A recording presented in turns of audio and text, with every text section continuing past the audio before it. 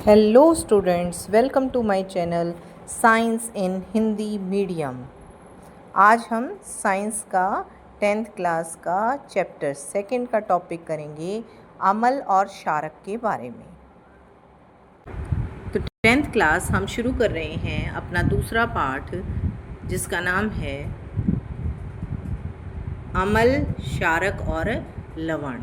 इसके हम महत्वपूर्ण बिंदु कर रहे हैं। वे पदार्थ जो जल में घुलकर हाइड्रोजन आयन उत्पन्न करते हैं उनको हम अमल कहते हैं। अमल स्वाद में खट्टे होते हैं। प्राकृतिक अमल कौन कौन से होते हैं? नींबू जिसमें होता है सिट्रिक अमल, सिरका जिसमें होता है एसिटिक अमल, टमाटर जिसमें होता है ऑक्जेलिक अमल। और जो हमारी लैब में मिलते हैं उनके उदाहरण हैं हाइड्रोक्लोरिक अमल HCl, सल्फ्यूरिक अमल H2SO4। उसके बाद हम बात करते हैं क्षारक की। क्षारक वे पदार्थ होते हैं जो जल में घुलकर OH नेगेटिव आयन उत्पन्न करते हैं। क्षारक स्वाद में कड़वे होते हैं और स्पर्श में फिसलन युक्त होते हैं। इनके उदाहरण हैं सोडियम हाइड्रोक्साइड और कैल्शियम हाइड्रोक्साइड। सोडियम हाइड्रोक्साइड का सूत्र है NaOH, कैल्शियम हाइड्रोक्साइड का सूत्र है CaOH2।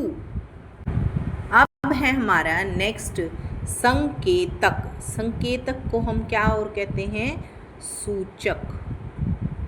सूचक, ठीक है, सूचक भी कहते हैं संकेतक को। तो वो पदार्थ जो अमल या क्षारक की उपस्थिति में रंग बदलते हैं उन्हें हम क्या कहते हैं? संकेतक या सूचक। अब कुछ प्राकृतिक सूचक होते हैं, जैसे कि लिटमस जो कि नीले से लाल हो जाता है अमल में, और क्षारक में लाल से नीला हो जाता है।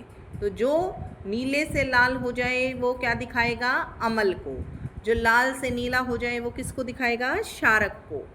दूसरे संकेतक हैं आपके मिथाइल ऑरेंज और फिनोफ्थलीन, जो हमारी लेबोरेटरी में अवेलेबल होते हैं। उसके बाद है अमल और क्षारक। अगर ये दोनों एक दूसरे के साथ अभिक्रिया करें तो ये क्या बनाएंगे? ये बनाएंगे लवण और जल। अब जो अभिक्रिया अमल और क्षारक के बीच में होती है तो ये अमल और क्षारक दोनों के असर को ख़त्म कर देती है। इसलिए इस अभिक्रिया को उदासीनीकरण अभिक्रिया कहते हैं।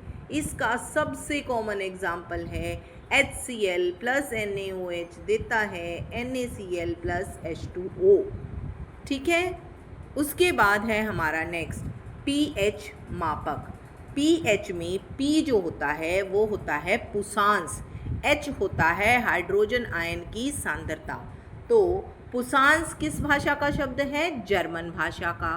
पुषांश का अर्थ क्या होता है? शक्ति। तो हाइड्रोजन आयन की किसी भी विलयन में कितनी शक्ति है वो होता है pH मापक या pH स्केल। इस pH स्केल का प्रास जो होता है वो 0 से 14 तक होता है। तो अगर pH का मान 7 से कम है तो वो कैसा होगा? अम्लीय। अगर pH का मान 7 है तो वो होगा उदासीन। अगर pH का मान 7 से ज़्यादा है यानी कि 8 से 14 तक तो वो क्या होगा? क्षारकीय, क्योंकि उसमें OH माइनस आयन की मात्रा बहुत ज़्यादा होगी, H प्लस आयन की मात्रा जो है वो बहुत कम होगी। और अगर कोई साथ है तो वो कैसा है? उदासीन, जैसे कि हमारा शुद्ध जल होता है, ठीक है। तो ये हमने कुछ टॉपिक इम्पॉर्टेंट थे जो लेसन 2 के स्टार्ट किए हैं।